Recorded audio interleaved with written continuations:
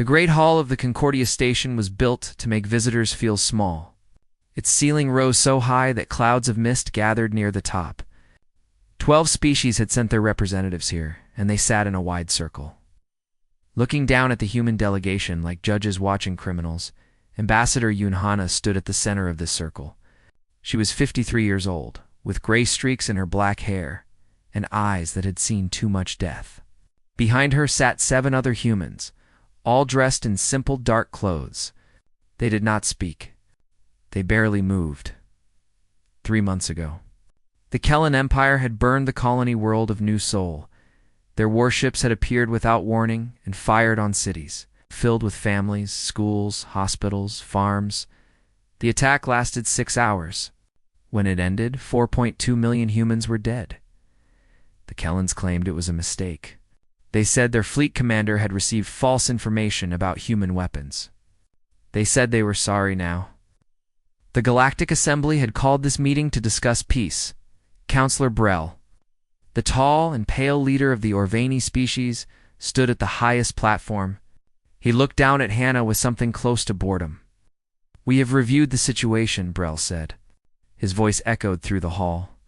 "The Kellan Empire has agreed to accept a formal apology from Earth for the misunderstanding that led to this tragedy." Hannah did not react. She simply waited. "Furthermore," Brel continued, "to ensure lasting peace, humanity will surrender the colony worlds of Haven, Prosperity, and New Dawn to Kellan administration.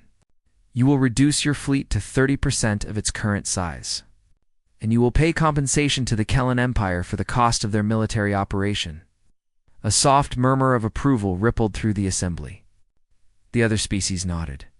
This seemed fair to them. Hannah remained still. Her face showed nothing. "These terms are generous," Brel said. "The assembly expects humanity to accept them within 3 standard days. Do you have any questions?" For a long moment, Hannah said nothing. Then she spoke, and her voice was quiet but clear. "I have one question, Counselor." Brel tilted his head. "Ask, will there be justice for the dead of New Sol?" The hall went silent. Several representatives shifted in their seats. Brel's expression did not change.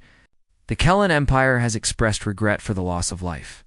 The matter is considered closed." Regret, Hannah repeated. 4,200,000 people. Children burned in their schools. Families buried under collapsed buildings. And the Kellans offer regret. Ambassador Yun Brel said, his tone hardening, "You must understand political reality. The Kellan Empire is the largest trading partner for 7 species in this assembly. They control vital shipping routes. They supply rare minerals that power half the galaxy's technology. Humanity, by contrast, is young and small. You have been among the stars for only 200 years. You do not have the standing to demand more." Hannah nodded slowly as if she understood. "So the strong may kill the weak, and the weak must thank them for stopping." "That is not what I said." "It is exactly what you said, Counselor. You have simply used more words." Brel's pale face flushed with anger. "You are being unreasonable. Accept these terms or face the consequences. Humanity cannot stand against the combined power of this assembly." Hannah looked at him for a long time. Then she turned and looked at each of the 12 species represented in the hall. Some looked uncomfortable. Most did not. "I see," she said. She bowed once, a deep and formal bow that surprised the assembly. When she straightened, her face was calm. "Then we have nothing more to discuss." She turned and walked toward the exit. Behind her, the other 7 humans rose and followed in perfect silence. Brel stood frozen for a moment. "Ambassador Yun, you cannot simply leave. We have not finished." Hannah did not look back. "Yes, Counselor." We have the great doors closed behind them. For several seconds, no one spoke. Then laughter began to spread through the hall. The Kellan representative, a heavy creature named Voss, shook with amusement. "Let them go," Voss said. "They will be back in a week, begging us to reopen talks. Humans are emotional creatures. They need time to accept their place." Brel nodded slowly. "Perhaps you are right. We will give them time to reconsider." The assembly moved on to other business. The human delegation was already forgotten. Outside the Great Hall, Admiral Park Jin-ho waited. He was 58 years old, with a face like stone and hands that had commanded warships for 30 years. He watched Hannah approach, and he saw the answer in her eyes before she spoke. "No justice," Hannah said. "I expected as much." They laughed, Jin-ho. They actually laughed. The Admiral nodded. He had seen the same arrogance many times before. The galaxy believed humanity was weak because humanity had always chosen peace. They confused patience for fear. They mistook mercy for weakness. They were about to learn how wrong they were. Jin-ho raised his communicator to his lips. Around him, the other members of the human delegation stood in silence, their faces hard. "This is Admiral Park," he said. "Authorization code. New soul. Begin." Somewhere in the depths of space, a message traveled faster than light. It reached 400 warships scattered across human territory. It reached hidden bases and secret stations. It reached millions of soldiers who had waited for this moment. The message was simple. It contained only one word. Within hours, every human ship in the galaxy went dark. Trade vessels stopped transmitting. Military patrols vanished from their routes. Communication stations fell silent. The humans had not just left the peace talks. They had disappeared. And in the cold spaces between stars, United Earth Fleet began to move. Hannah stood at a viewport and watched the Concordia station shrink behind them. She thought of the names. 4.2 million names. Mothers and fathers. Sons and daughters. People who had traveled across the stars to build new lives, only to die because an empire saw them as nothing. "Will this bring them back?" she asked quietly. Admiral Park stood beside her. "No," he said. "Nothing will bring them back." "Then why are we doing this?" The Admiral's eyes were fixed on the stars ahead. "Because the galaxy believes it can murder our people without consequence. We are going to teach them otherwise." Hannah closed her eyes. When she opened them again, her grief had been pushed down deep, locked away until the work was done. "Then let us begin," she said. The ship jumped to light speed. Leaving the station and its laughing assembly behind, the galaxy did not know it yet. But humanity had just declared war. 3 weeks passed after the humans walked out of the peace talks. At first, the galaxy did not notice their absence. Trade continued. Ships flew between worlds. The great machine of galactic civilization kept turning. Then the problems began. The first reports came from the outer shipping lanes.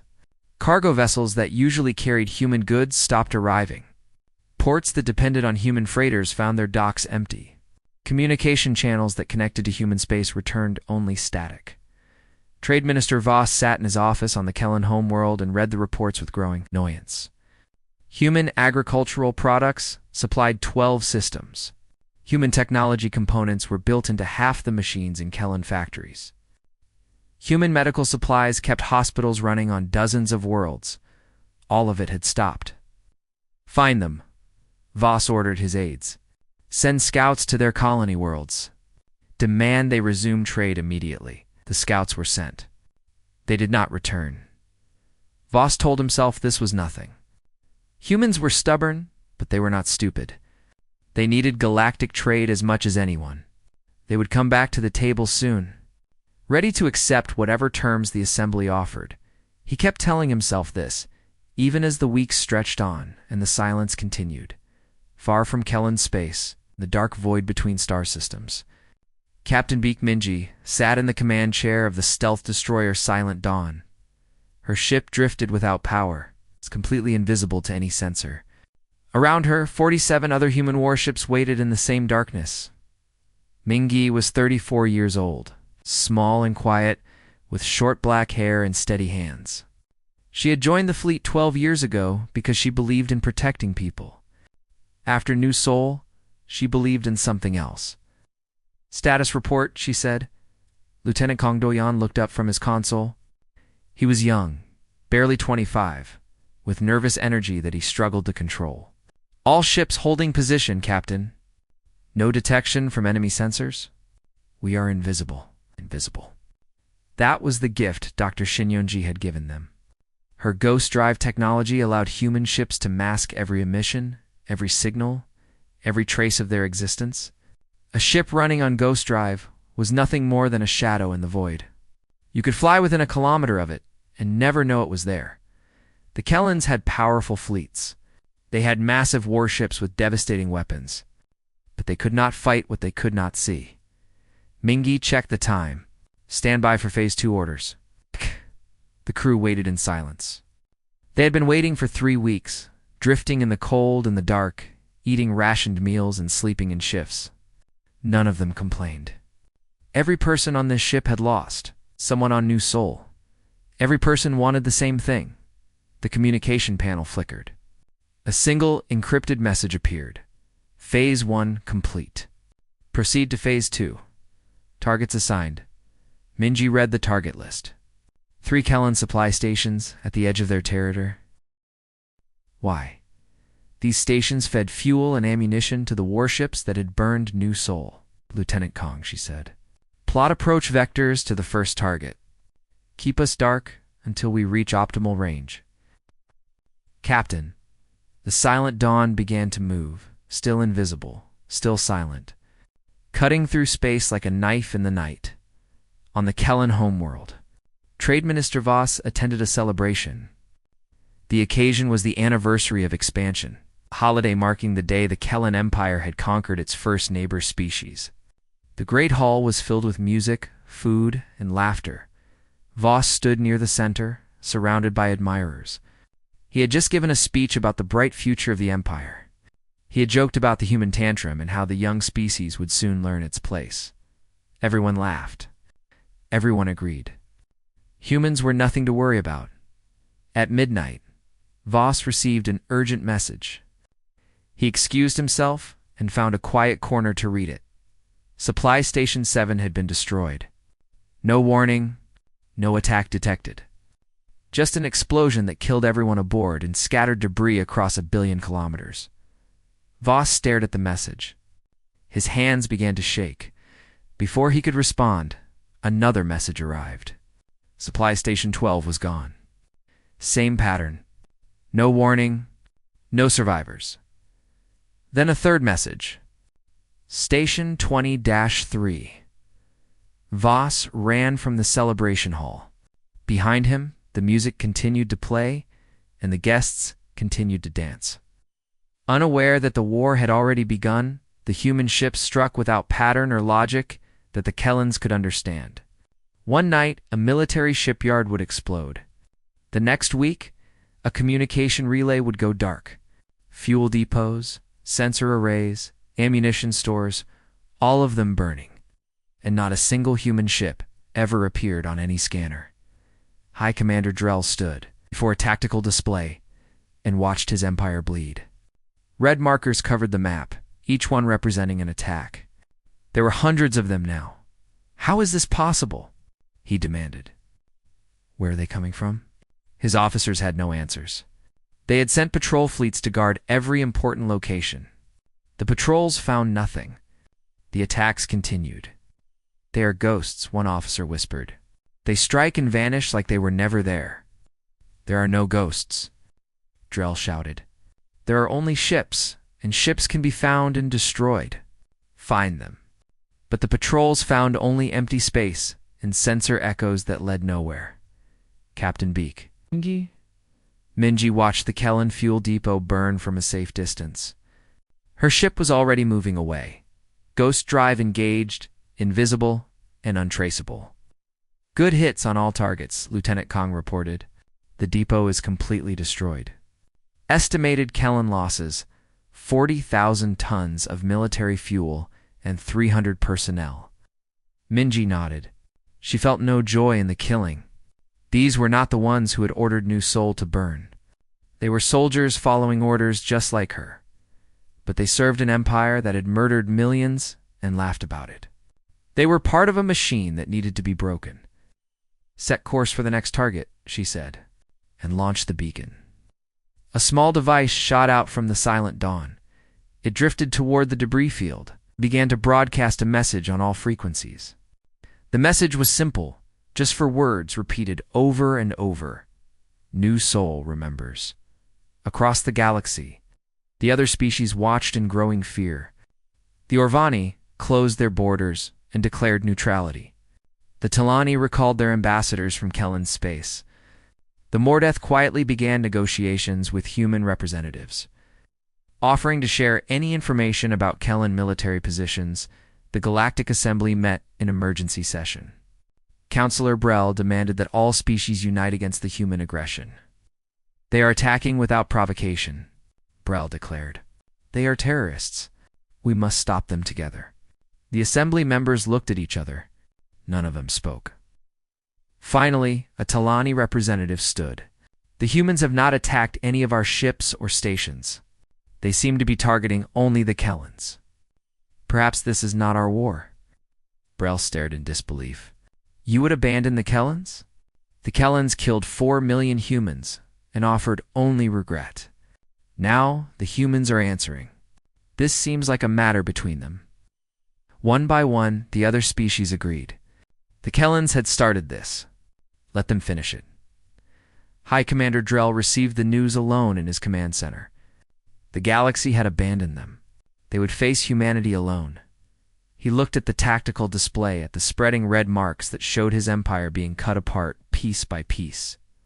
What do they want? He asked the empty room. What will make them stop? But he already knew the answer. The humans wanted what they had asked for at the peace talks: justice. And they were going to take it whether the galaxy agreed or not. General Cho Tai-ho had spent 40 years studying war. He had read the histories of every conflict humanity had ever fought. From ancient battles with swords to modern engagements in space, he understood one truth that most military leaders forgot. War was not about strength. It was about patience. He sat in his command chair aboard the hidden station Farwatch, buried deep in an asteroid field that no Kellan map showed. Around him, dozens of officers monitored screens that tracked every human ship in the war. They moved like pieces on a board that only Tai-ho could see. "General," his aide reported, "the 7th Strike Group has completed their attack on the Kellan sensor network in Sector 9. All targets destroyed. No casualties." Tai-ho nodded. "Order them to withdraw to Rally Point 4. Their next target is the ammunition depot at Kellan Minor." The aide hesitated. "Sir, that depot is heavily defended. The Kellans have stationed 3 battleships there." "I know. That is why we will not attack it directly." Tai-ho pulled up a holographic map. "We will attack the supply convoy heading to reinforce those battleships. Without supplies, the battleships cannot maintain their position. They will be forced to withdraw to resupply. When they leave, we strike the depot." It was the same strategy he had used 100 times. Never attack strength. Attack the things that strength depended on. Food, fuel, information. Cut those away. And the mightiest fleet became helpless. The Kellans did not understand this kind of war. Their doctrine was built on overwhelming force. They believed that the side with more ships always won. They had never fought an enemy that refused to be found. 3 months into the war, the Kellan Empire was bleeding from 1,000 wounds. None of the wounds were fatal by themselves, but together they were draining the life from the Empire. High Commander Drell stood before his war council and tried to hide. His desperation? The faces around the table were grim. They had all heard the reports. "The humans continue to strike our supply lines," Drell said. "They avoid our main fleets and target our support infrastructure. We have lost 40% of our fuel reserves and 60% of our long-range sensor capability, and we must force them into open battle," Admiral Krell suggested. "Send our fleets to their colony worlds. Make them defend their homes." Drell shook his head. "We tried that." The 3rd Fleet moved toward the human colony at Haven. They found nothing. No defenders. No population. The humans had evacuated everyone. When the 3rd Fleet entered orbit, hidden weapons platforms activated and destroyed 4 ships before they could respond. The council fell silent. "They will not fight us fairly," General Moss said. "They are cowards." "They're winning," Drell replied. "Whatever we call them does not change that." He looked at the map that showed Kellan space. Red markers covered it like a disease. Every day brought more attacks. Every week saw more systems go dark. The humans were not trying to conquer territory. They were trying to make the Empire collapse from within, and it was working. Dr. Shinyunjae had not slept in 3 days. She sat in her laboratory aboard the Farwatch station, surrounded by equipment and data screens, making adjustments to the ghost drive systems that kept the human fleet invisible. She was 51 years old, a physicist who had once dreamed of exploring the universe. Now, she designed weapons of war. General Cho found her there, staring at equations that glowed in the air. "Doctor," he said gently, "you need rest. I will rest when this is over. The war may last years." Yonji turned to face him. Her eyes were red from exhaustion, but her voice was steady. "My sister lived on New Seoul. She was a teacher. She had 2 children, my niece and nephew. They were 7 and 9 years old." Taiho said nothing. He already knew this story. When the Kellans attacked, she took her students to the school basement. She thought they would be safe there. The building collapsed on top of them. It took rescue teams 3 days to dig out the bodies. My sister was found with her arms around her children, trying to protect them until the end. Tears ran down Yunji's face, but her voice did not shake. "So no, General. I will not rest. I will work until every Kellan officer who gave orders that day faces justice. I will work until their empire understands what they took from us. And then, maybe I will sleep." Taiho bowed his head. "Then I will leave you to your work, Doctor. But please, eat something. The fleet needs you alive." He left her there, surrounded by her machines and her grief. Building the weapons that would break an empire, Captain Beak Minji had lost count of how many attacks she had led. The Silent Dawn had become famous among the fleet, known as the ship that never failed. Every mission succeeded. Every target burned. And still, she felt no victory. She stood in her quarters, looking at a photograph on the wall. It showed a young woman, a bright smile, standing in front of a small restaurant. Her mother had owned that restaurant on New Seoul. She had served simple food to workers and families. She had never hurt anyone in her life. The Kellans had killed her, along with everyone else. Captain Lieutenant Kong's voice came through the intercom. "We have new orders." Minji put down the photograph. "What is the target?" "The 7th Fleet, ma'am. General Cho wants us to shadow them and report their movements." The 7th Fleet, 50 warships, including the flagship that had led the attack on New Seoul. The ship whose commander had given the order to fire on cities? "Plot an intercept course," Minji said. "We will follow them to the edge of the universe if we have to." The war continued through the summer and into the fall. The Kellans grew desperate. They tried negotiating. The humans refused to answer. They tried surrendering individual commanders. The humans refused to accept. The message was clear. Humanity did not want prisoners. They wanted something else. High Commander Drell stood on the bridge of his flagship and watched his empire crumble. Reports came in every hour, each one worse than the last. Shipyards burning. Communication networks collapsing. Entire fleets stranded without fuel. "Sir," an aide approached him nervously. "We have lost contact with the 7th Fleet." Drell closed his eyes. The 7th Fleet was his best remaining force. 50 ships commanded by Admiral Koss, the same admiral who had led the attack on New Seoul. "When did we lose contact?" 6 hours ago. Their last transmission reported sensor ghosts surrounding their position. Then nothing. Sensor ghosts. The human ships, appearing from nowhere, impossible to track, possible to fight. Drell looked out the viewport at the stars. Somewhere out there, Admiral Koss was dying. Somewhere out there, humans were taking their revenge. "What do we do, sir?" the aide asked. Drell had no answer. He had sent fleets against the humans, and the fleets had vanished. He had built defenses, and the humans had slipped past them. He had tried every strategy he knew, and nothing had worked. The humans were not fighting a war. They were conducting an execution. "Contact the Emperor," Drell said finally. "Tell him we need to discuss terms." "Surrender terms, sir." Drell did not answer. He simply stared at the stars, and wondered how long they had before the ghosts came for them to far away. General Cho Tai-ho received the report of the 7th Fleet's destruction. He read it carefully, noting the casualties the ships lost. The final transmission from Admiral Kaz, begging for mercy that never came. Then he set the report aside and looked at the map of Kellen's space. It was almost entirely red now. The Empire was broken. "Sir," his aide said, "the Kellens are requesting peace talks." Tai-ho smiled, but there was no warmth in it. "Tell them Ambassador Yoon will respond when she is ready. Until then, the war continues." He turned back to his map and began planning the next phase of operations. The Kellens wanted peace now, but peace would come on human terms, or it would not come at all, New Sol remembered. And the galaxy would never forget. The Kellen homeworld was called Kellara Prime. It was an ancient world. It's covered in vast cities that had stood for 10,000 years.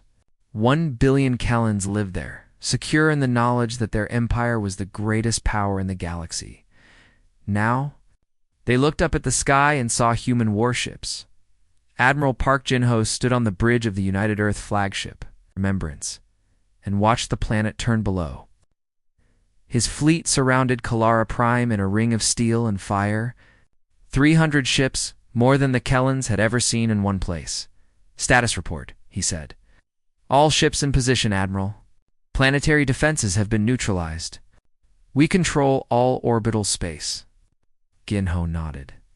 The battle, if it could be called that, had lasted 2 hours.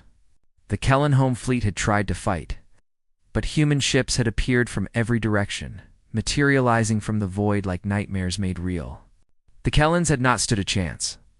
"What are our orders regarding the planet, sir?" Gin-ho looked at the cities glowing on the surface below. 1 billion people, families, children, lives that had nothing to do with the decisions of emperors and admirals. "We hold position," he said. "Nothing enters.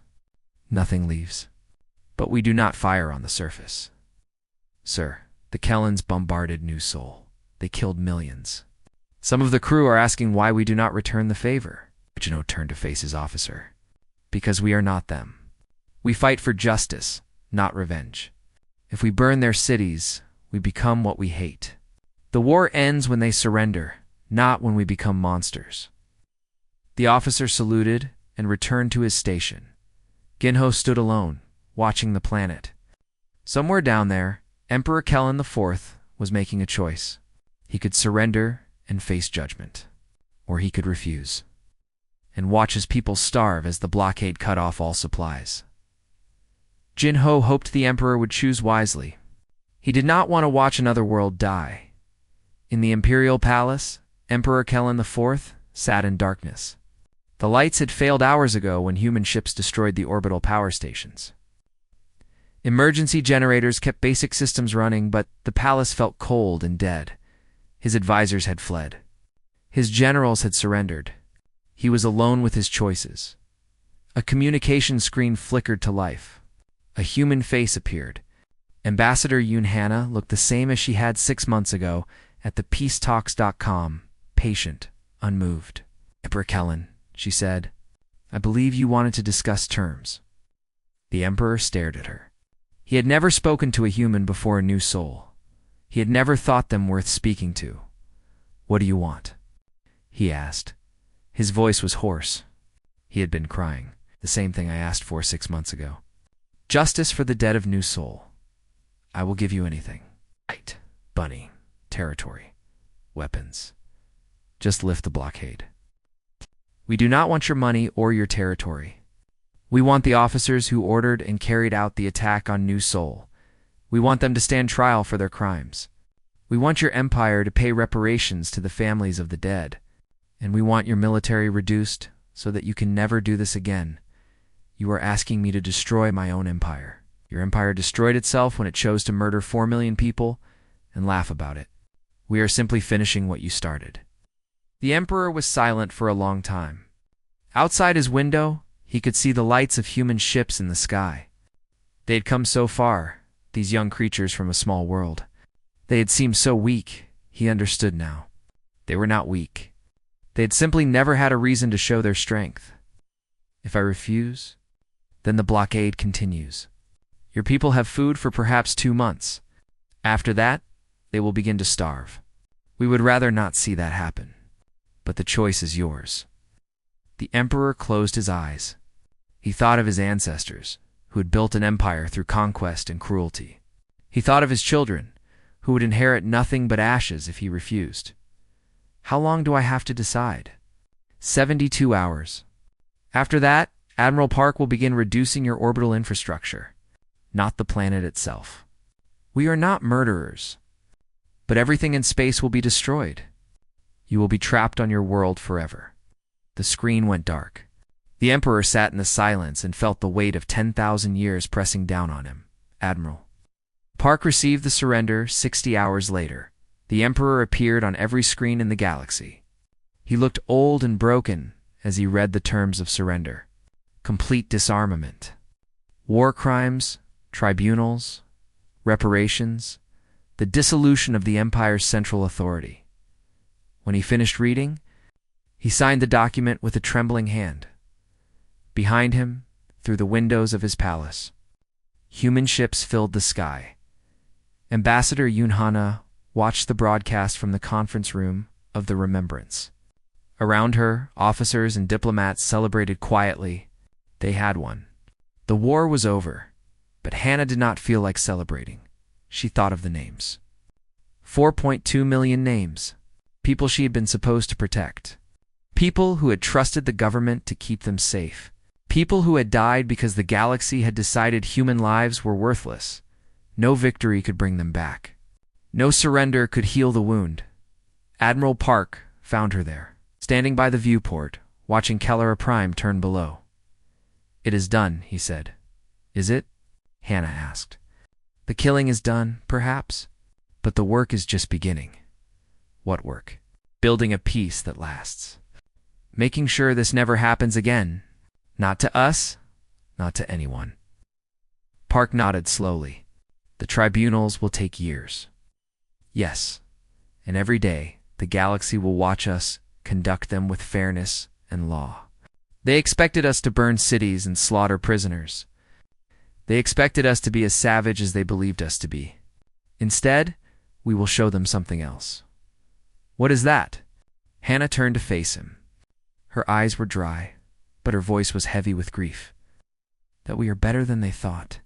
That humanity does not only know how to fight, we know how to build. We know how to heal. We know how to create justice even for those who showed us none." Park was silent for a moment. Then he bowed his head. "The fleet is yours to command, Ambassador." "What are your orders?" "Begin landing troops to secure the surrender. Establish humanitarian aid for the civilian population. And find the officers responsible for New Sol. Bring them to Earth for trial." "And the Emperor?" Hannah looked at the planet below. The Emperor had given the orders. He had known what his fleet was doing. He had chosen not to stop them. He will stand trial with the rest.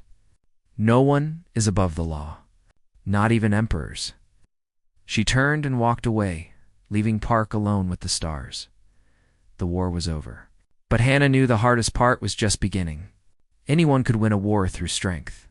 Building a lasting peace required something more. It required showing the galaxy that humanity was worthy of respect, not because they could destroy, but because they could create. Not because they were feared, but because they were just. The officers of New Sol would face trial. The Empire would be rebuilt under new leadership, and slowly, over years and decades, the galaxy would learn what humanity had always known. Strength without justice was tyranny. Power without mercy was cruelty. And a people who remembered their dead would never become the monsters who killed them. Hannah returned to her quarters and allowed herself one moment of weakness. She sat in the darkness and wept for everyone who would never see this day. Then she dried her eyes, straightened her clothes, and went back to work. There was peace to build. 1 year had passed since the surrender. President Nam Suman stood at the window of her office on Earth and watched the sun rise over the mountains. She was 61 years old, elected 3 months after the war ended. Chosen to lead humanity into whatever came next, it was a heavy burden. But she had carried heavy burdens before. Her assistant entered quietly. "Madame President, the convoy is ready." Suman nodded and gathered her papers. Today she would address the Galactic Assembly for the first time since the war. Not as a supplicant. Not as a defeated species begging for scraps of mercy. As an equal, the galaxy had changed in the past year. The Kellan Empire was gone, broken into dozens of independent systems that now governed themselves. Some had chosen to accept human protection. Others had formed their own alliances. All of them had learned the same lesson. The strong did not have the right to destroy the weak. That rule was enforced now. Humanity had made certain of it. The war crimes tribunals had lasted 8 months. Every officer who participated in the attack on New Sol had been brought to Earth to face judgment. The trials were broadcast across the galaxy. Every species watched as humans presented evidence, called witnesses, and allowed the accused to defend themselves. Many in the galaxy had expected summary executions. They had expected revenge killings and torture. Instead, they saw lawyers and judges and juries. They saw due process. They saw something they had never seen before. They saw justice. Emperor Kellan IV had been convicted of crimes against humanity and sentenced to life imprisonment. He would spend his remaining years on a prison station orbiting Earth, watching the world his empire had tried to destroy. Other officers received various sentences. Some were executed for direct participation in the massacre. Others received prison terms. A few were acquitted when the evidence proved insufficient. The galaxy did not understand the acquittals. Why would humans let guilty parties go free? Ambassador Yoon Hanna, now serving as foreign minister, explained it simply. "We would rather let 10 guilty people go free than punish one innocent person. That is what justice means. It is not about revenge. It is about truth." The convoy carrying President Suman arrived at the Concordia station, the same station where, 18 months ago, Ambassador Yoon had walked out of peace talks while the assembly laughed. No one was laughing now. The great hall was full when Suman entered. Representatives from all 12 species sat in their places. Councillor Brel was still there, though he looked older and more tired than before. The Kellan seat was empty, their empire gone. Suman walked to the center of the hall and looked up at the assembled species. They looked back at her with expressions ranging from respect to fear to shame. "I am not here to gloat," she began. "I am not here to threaten or to demand submission. I am here to speak about the future." The hall was silent. 1 year ago, this assembly told humanity to accept the murder of 4 million of our people. You told us our lives were worth less than trade agreements. You told us to be grateful that we were allowed to exist at all. Brel shifted uncomfortably in his seat. We refused. We went to war, and we won. But I want you to understand something. We did not fight because we are strong. We fought because we had no choice. When you tell a people that their lives mean nothing, they have only 2 options: accept it and die slowly, or refuse and fight for their right to exist. She paused and looked at each representative in turn. We chose to fight. And we showed the galaxy that humanity is not weak, but strength is not what defines us. What defines us is what we did after we won. She activated a holographic display. Images appeared showing the former Kellan territories, new governments, reconstruction projects, humanitarian aid convoys carrying food and medicine to worlds that had been devastated by the war. We could have burned their worlds. We could have killed billions in revenge. We could have become exactly what they accused us of being. Instead, we chose to build. We chose to heal. We chose to show that humanity is capable of more than destruction. The images shifted to show the war crimes tribunals, defendants sitting before judges, evidence being presented, verdicts being read. We gave our enemies fair trials. Some of you found this strange. You expected us to execute them all. But that is not who we are. We believe in law. We believe in justice. We believe that even those who wrong us deserve the chance to defend themselves. She turned off the display and faced the assembly directly. This is the galaxy we want to live in. A galaxy where the strong protect the weak instead of preying on them. A galaxy where law applies to everyone, not just those without power. A galaxy where species can disagree without one side trying to exterminate the other. Is this possible? I do not know. We are all flawed creatures. We make mistakes. We give in to fear and anger. But I believe we can try. I believe we can build something better than what came before. She took a deep breath. Humanity is not here to conquer. We are not here to dominate. We are here to take our place among you as equals. To trade fairly. To cooperate honestly. To build a future where what happened to New Soul can never happen again. That is all I have to say. Thank you for listening. She bowed once and walked out of the hall. Behind her, silence held for a long moment. Then, slowly, Counselor Brell began to applaud. Others joined him. Soon the entire assembly was standing, acknowledging not just a leader, but a species they had badly underestimated. Admiral Beak Minji stood in the memorial station that orbited the place where New Soul had been.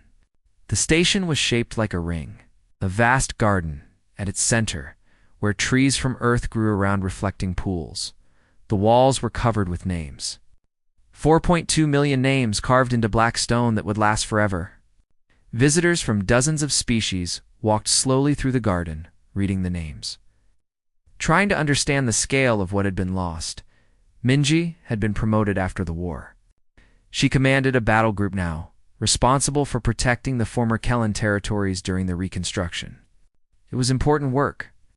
But today, she was not here as an admiral. She was here as a daughter. She found her mother's name on the wall. Beak Suni. Just one name among millions. But to Mingi, it was the most important name in the universe. I wish you could see this, she said quietly. I wish you could see what we built. The garden was peaceful. Birds sang in the trees. Water murmured in the pools. It was beautiful, and it was sad. And it was exactly what her mother would have wanted. A young Orvani approached her nervously. He was tall and pale, like all his species, but there was something different in his eyes. Not the arrogance she had seen during the war. Something closer to humility. Excuse me, he said. Are you Admiral Beak? Minji nodded. I wanted to say, I am sorry. My people did nothing when the Kellans attacked your world. We looked away. We told ourselves it was not our concern. I was wrong, and we were wrong. Mingi studied him for a moment. He was young, probably born after the war started. He carried no guilt for decisions made before his time, but he carried them anyway because he understood that history was not just about the past. What is your name? She asked. Torvin. I am a student at the Diplomatic Academy on my world.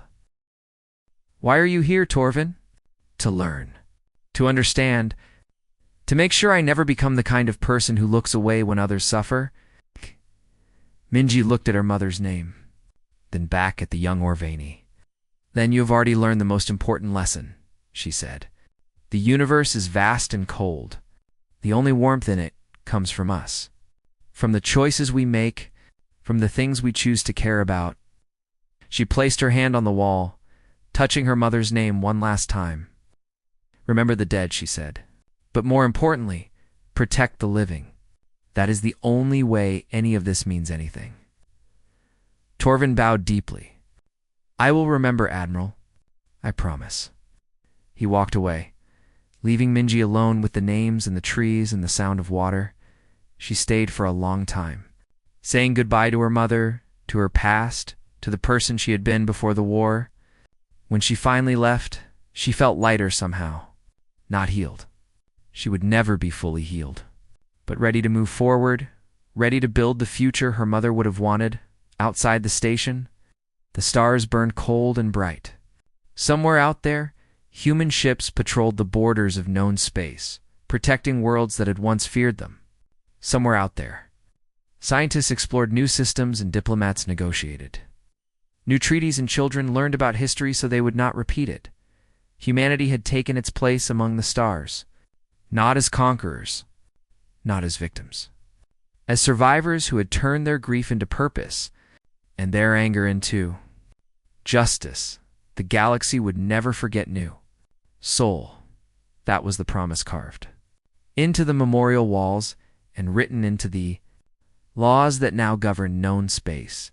And as long as humanity remembered, they would make certain the universe remembered with them. The war was over. The work continued, and somewhere in the garden, surrounded by names that would never be forgotten, a tree from Earth spread its branches toward the light.